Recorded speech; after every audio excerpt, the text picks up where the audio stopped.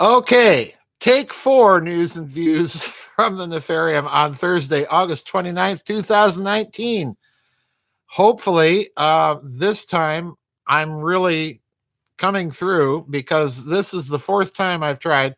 This new platform is hard to get used to, so it's all my fault. You know me, I'm a technical klutz.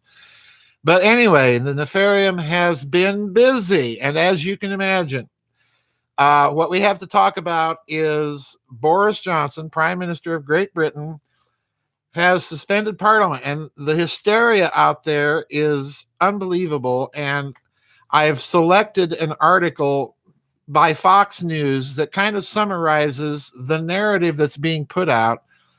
And I have my own suspicions as to what's really going on. And to voice those suspicions, I have to walk you through a little bit of the British Constitution, all right? Because most people have it in their noggins that Great Britain is a democracy. No, Great Britain is a monarchy. Okay, let's remember that. All right, so anyway, I want to talk about this narrative in the context of this article by Fox News, which says essentially nothing, but it does manage to get away with the typical American hysteria and misunderstanding. So anyway, the article's titled, "The Queen Approves Boris Johnson's Request to Suspend Parliament Ahead of Brexit." Okay? And Queen Elizabeth II approves Prime Minister Boris Johnson's request to temporarily suspend Parliament, preventing lawmakers from pushing through new legislation and sabotaging the prospect of a no-deal Brexit. Queen Elizabeth II has formally approved Boris Johnson's request to temporarily suspend Parliament, a move that will largely prevent lawmakers from pushing through new legislation and ultimately sabotaging the prospect of a no-deal Brexit. Skipping a little bit. The Queen approved the request hours after Johnson contacted her at her summer residence at Balmoral Castle, suspending Parliament from mid-September to October 14th. Earlier Wednesday, he confirmed reports that he would hold the Queen's speech, normally a formality that outlines the legislative agenda, on October 14th. Since Parliament is normally suspended before the speech, decision means the opposition makers would be unlikely to have enough time to pass laws blocking the United Kingdom's exit from the European Union on October 31st without a negotiated deal. So in other words, Johnson is pushing for the hard Brexit, and the Queen is behind him. And if you were to listen to the hysteria out there, you would think that, oh no, Johnson's become a dictator with the Queen's help, and this is not the case at all. I want you to go back, and part of my narrative here is what I think is going on behind the scenes.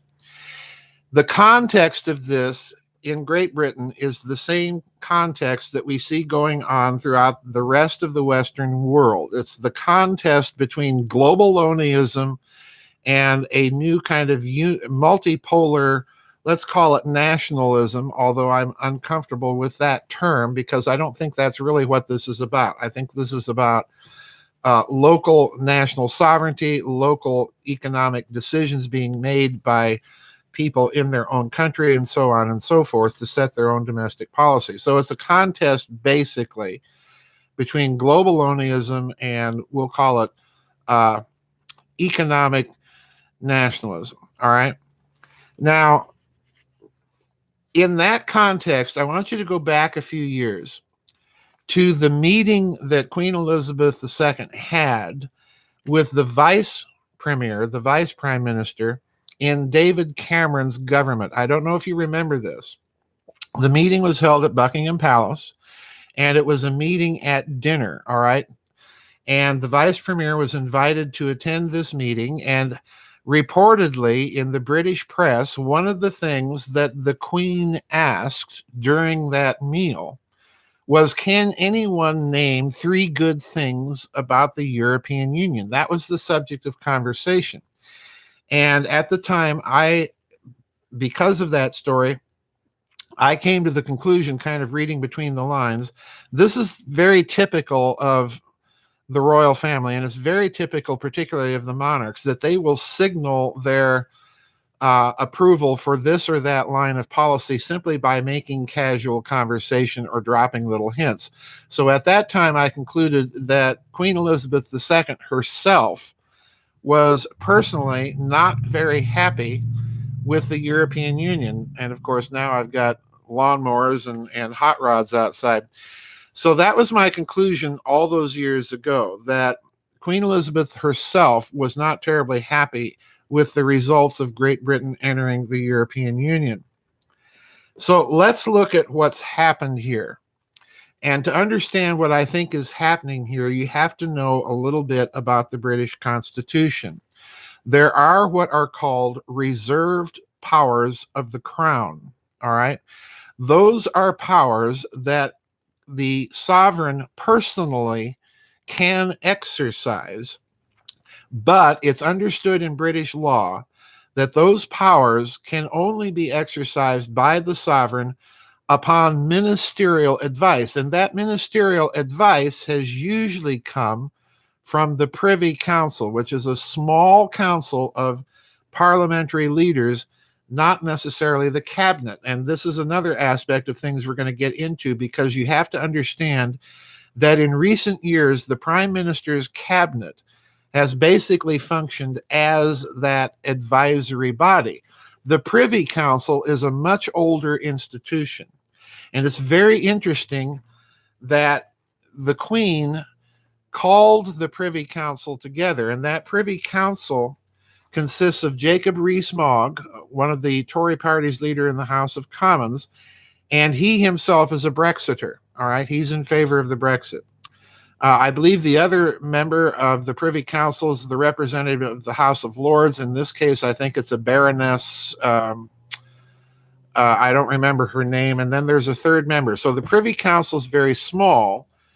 And it was this council that the Queen consulted before she actually gave the formal assent and approval to suspend Parliament. Now, it's important to remember that this is a personal power or prerogative of the sovereign, okay? You have to understand this. The Crown can refer both to the sovereign and to the government in Parliament, to the Prime Minister, his cabinet, and the ruling party majority. But in this case, that reserved power resides solely with the sovereign, and the reserved power in this case is, yes, the sovereign can suspend Parliament, okay?